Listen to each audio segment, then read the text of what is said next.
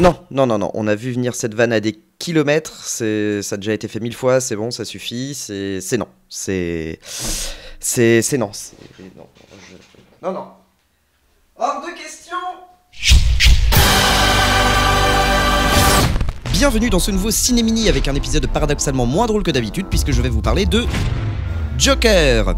Il y a beaucoup à dire sur ce chef-d'œuvre, alors ne perdons pas de temps, c'est parti. Le Joker est un personnage apparu pour la première fois en 1940 dans le comic book Batman. Il a été créé par Jerry Robinson, Bill Finger et Bob Kane pour servir d'antagoniste au Chevalier Noir. On s'en fout. Un super-héros en plein essor qui... On s'en fout. Ouais, c'est vrai qu'on s'en fout, ouais. Enfin non, mais si, bon, vous allez voir. Joker, coécrit par Scott Silver et Todd Phillips et réalisé par ce même Todd Phillips, nous raconte l'histoire du comédien raté Arthur Fleck, atteint d'une maladie mentale qui lui provoque des crises de rire incontrôlées. C'était l'instant résumé. Non, je n'irai pas plus loin dans le pitch pour que vous puissiez découvrir ce film par vous-même, pour que vous puissiez vous plonger sans autre a priori dans l'angoisse, le malaise et tout le génie qu'il vous enverra à la figure. Quand l'appétit va, tout va.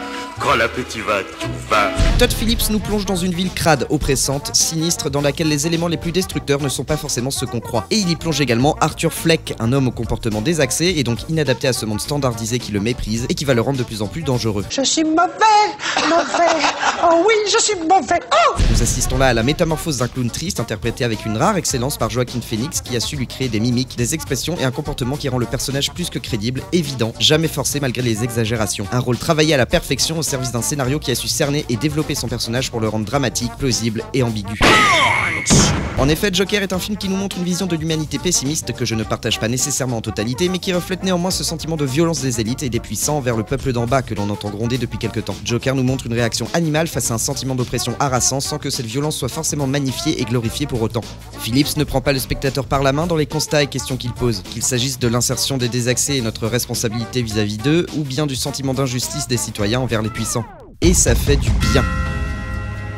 Ça fait du bien qu'un long métrage pose les questions, qu'il suscite le débat, qu'il nous permette de parler du film en lui-même, mais aussi de ce qu'il dit de nous, de notre monde. À chacun de trouver les réponses qui le satisfera au mieux. Des réponses multiples pour un film sur un personnage multiple, aux origines toutes vraies et toutes fausses. Bref, le personnage de comic book idéal pour une interprétation d'auteur au cinéma. Un auteur, Todd Phillips, qui utilise de nombreuses références à d'autres films des années 70-80 pour nous présenter son univers sale et écrasant. Les plus évidents étant deux chefs-d'œuvre de Martin Scorsese qui, rien d'étonnant, s'est d'ailleurs impliqué dans la production de Joker à ses débuts. Qu'il s'agisse de l'asocialité dangereuse de Travis Bickle, incarné par Robert De Niro dans Taxi Driver, ou bien de ce même De Niro campant Rupert Pupkin, un comédien raté cherchant la reconnaissance de Jerry Lewis dans La Valse des Pantins, Joker récupère leur essence, et Robert De Niro les mélange avec les questionnements sociaux et politiques de notre époque pour en ressortir une œuvre incisive et brillante. Mais est-ce que Joker se contente de ne piocher ses influences que dans ses seuls films ? Ma grande crainte avant de voir Joker était celle d'assister à une histoire certes bien menée, mais dont l'utilisation de son protagoniste n'aurait été qu'une question marketing. En d'autres termes, si le personnage principal s'était appelé Marcel Campion et vivait à Clichy-sous-Bois, est-ce que son histoire aurait autant fonctionné ?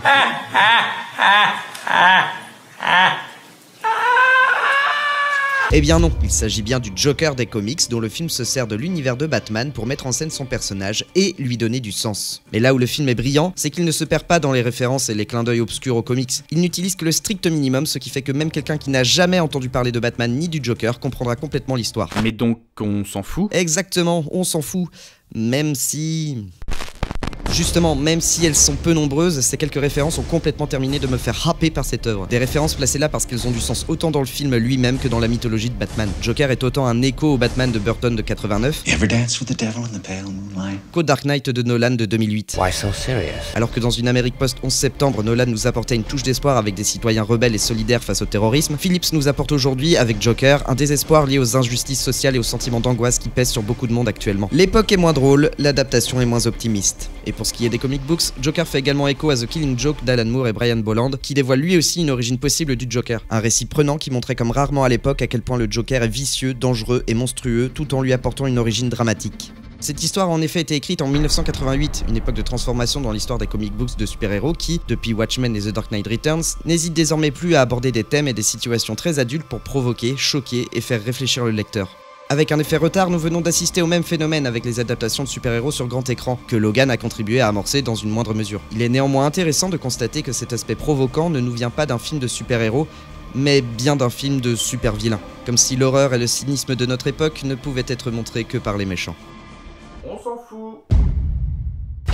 Bon, Bon, allez, je vous ai dit tout à l'heure que je partageais pas totalement la vision du film, même si elle m'a plu, hein. Je crois encore à la bonté humaine et à l'entraide, tel un passager du bateau de The Dark Knight. D'ailleurs, en parlant d'entraide, n'hésitez pas à partager cette vidéo si elle vous a plu et à vous abonner à ma chaîne pour ne pas louper mon prochain contenu. Je suis toujours en train de travailler sur un gros projet qui, j'espère, verra le jour l'année prochaine. Je vous en reparle dès que c'est un peu plus avancé, mais je ne me mets pas trop la pression. Ça sortira quand ça sortira. On s'en bat les couilles. Merci d'avoir regardé ce Ciné-Mini, dites-moi en commentaire si vous avez vous aussi aimé le film. Moi je reviens à un de ces quatre pour une autre vidéo dont je n'ai pas encore le sujet. En tout cas, Joker, débattez-en, parlez-en, parmesan. C'est quoi cette mécanique? Tu me niques et moi je te nique. J'aime pas bien cette pratique, je trouve pas ça sympathique. Je te nique et toi tu me niques, toujours à sens unique. C'est quoi ce sens pratique? Sale fils de fils unique, tragique et malheureux, malheureux.